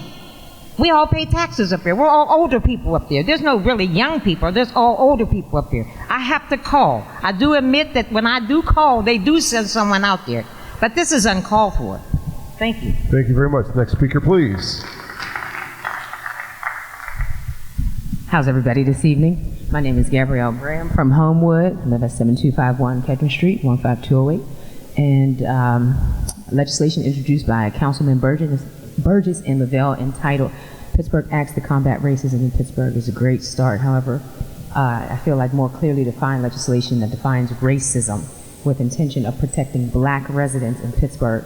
Legislation entitled Black Lives Matter would be more appropriate, empowering to protect black residents in Pittsburgh, such as the PA Act amending Title 18, which is House Bill 158, former 2261, referred to as Blue Lives Matter, created to protect police officers specifically from brutality. While I stand in solidarity with our other marginalized sisters and brothers, charity starts at home. Our black community must create legislation that directly protects the interests of black residents in Pittsburgh. Black people always do the work for others to gain benefit, only to be dismissed and left behind. Please, no more civil rights chess moves that include every marginalized group and dilute the original purpose of protecting exclusively black people. We have an opportunity to make some real change that I would hate to see wasted due to a repeat of history. I also have a solution on Saturday, December 7th. We're having a restorative Black Business Expo at Hosanna House, where we're all going to come together and do reconciliation, restoration, and build strong foundations moving forward. Thank you very much, Gabriel. Next speaker, please.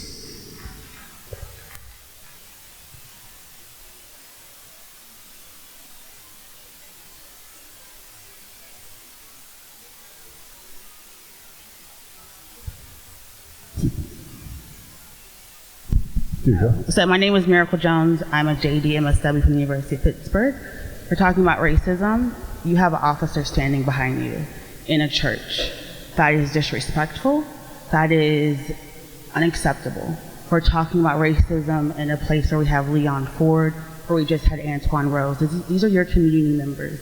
And if you can't sit and have a conversation with your own community members about state violence, that is something you need to reconsider and interrogate. And you owe everyone in here an apology. Unacceptable. Thank you very much. With that, we have concluded this public hearing.